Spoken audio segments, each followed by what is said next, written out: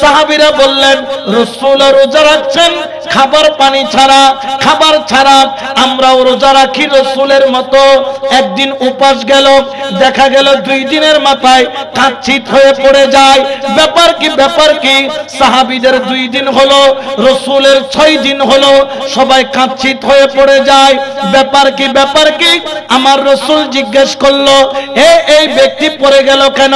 ইয়া রাসূলুল্লাহ, আপনি আজকে 6 দিন সওমে বেসাল আপনি রেখেছেন, কোনো খাবার নাই, কোনো পানি নাই, কোনো দানা নাই, 6 দিন কিছুই খান নাই, আপনি তো দাঁড়ায় আছেন।